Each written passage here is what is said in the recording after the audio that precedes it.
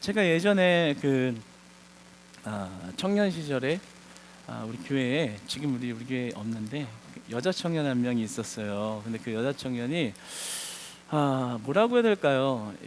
좀 여성이지만 좀 남성성이 조금 넘치는, 목소리에서 뭔가 어떤 장군의 기백이 조금 그런 사람들 있잖아요.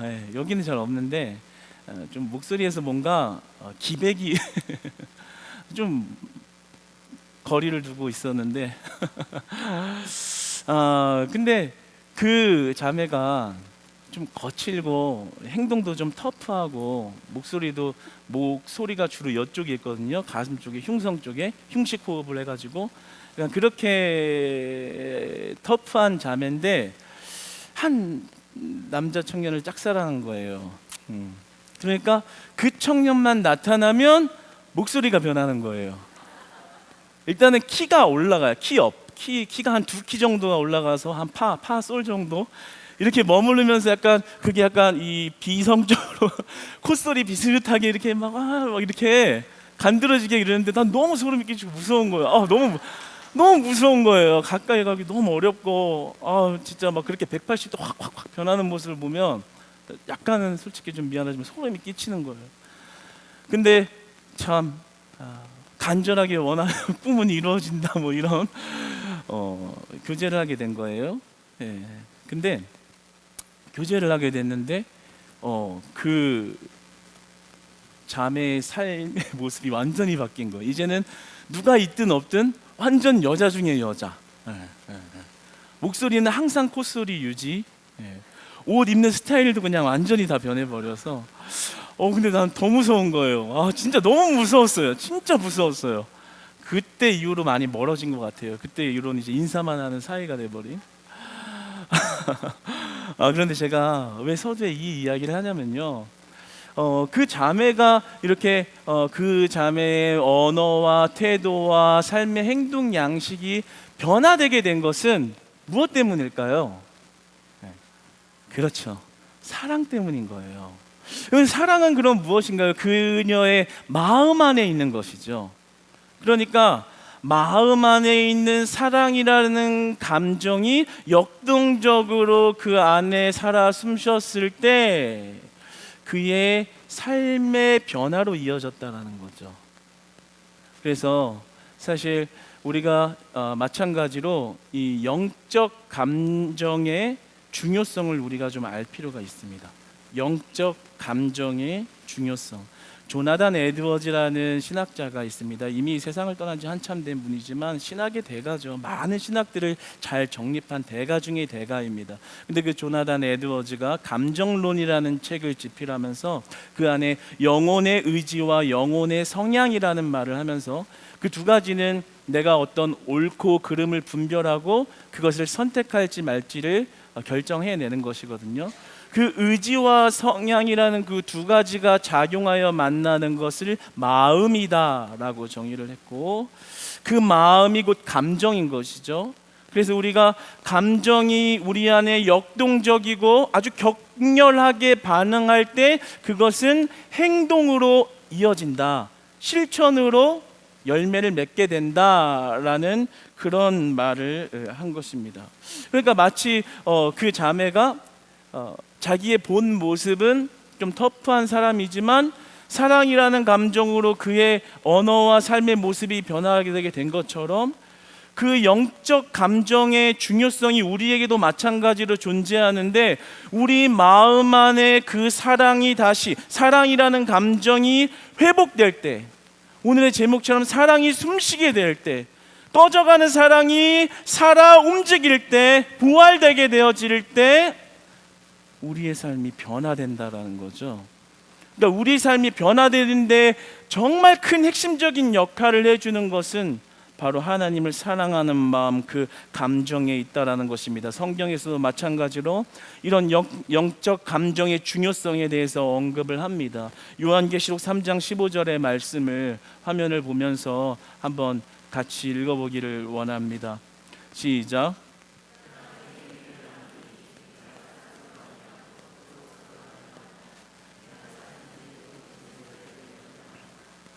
아멘. 성경도 우리에게 영적 감정에 관하여 언급을 하세요. 이성만으로 하나님을 바라보는 것이 아니라 너 마음이 차던가 뜨겁던가 해라. 우리의 감정이 뜨거워야 된다는 얘기를 하는 거예요. 하나님 사랑하는 마음이 식지 않고 그 뜨거운 마음으로 사랑할 때야 비로소 너희가 그리스도인다운 삶을 살아낼 수 있는 것이다. 너희 마음이 뜨겁도록 해라. 차갑든지 뜨겁든지 너희 마음이 뜨거워지도록 성령 충만을 받으라. 이 말씀을 하는 것입니다. 여러분, 오늘 본문의 말씀을 한번 같이 읽어봅시다. 오늘 본문 한번 띄워주세요. 시작.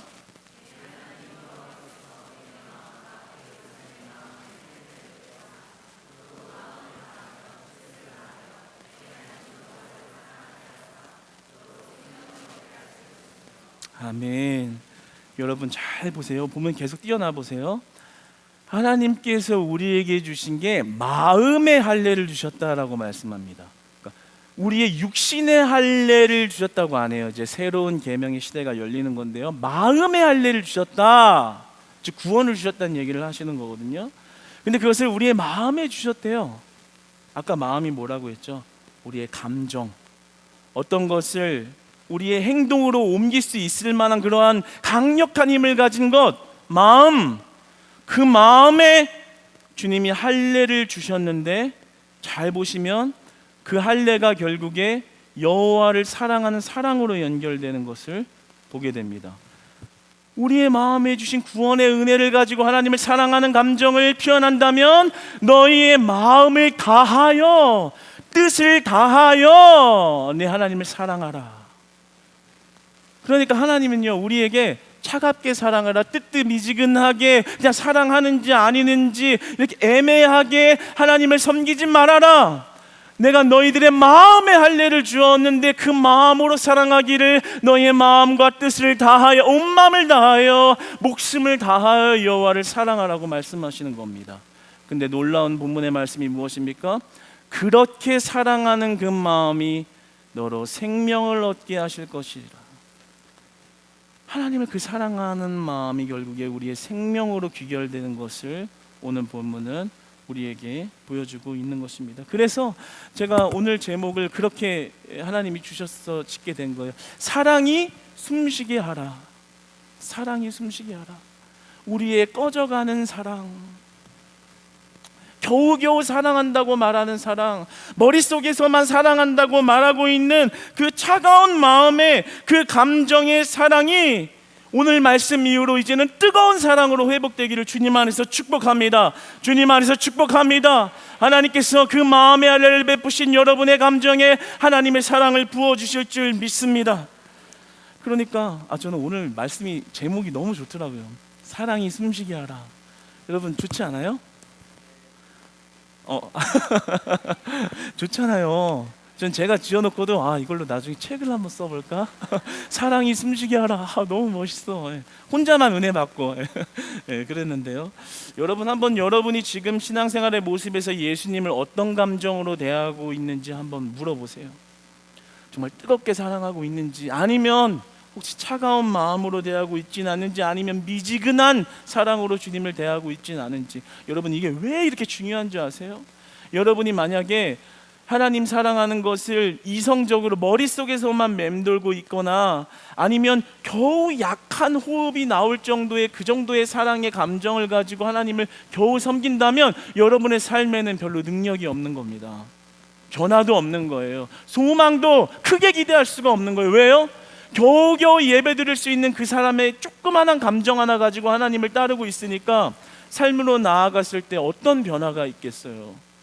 다시 돌아가서 마치 하나님 모르는 사람처럼, 세상 사람들처럼 그냥 그렇게 지내다가 겨우 그 숨쉬는 사랑의 약한 호흡을 가지고서 하나님 예배하러 겨우 나오는 수준, 그것으로 어떤 생명의 넉넉함과 하나님 주신 은혜의 풍요함을 누릴 수 있겠냐 이 말입니다. 성경은 말합니다. 차갑든지 뜨겁든지 하라. 우리에게 주신 마음은 뜨거운 마음인 겁니다.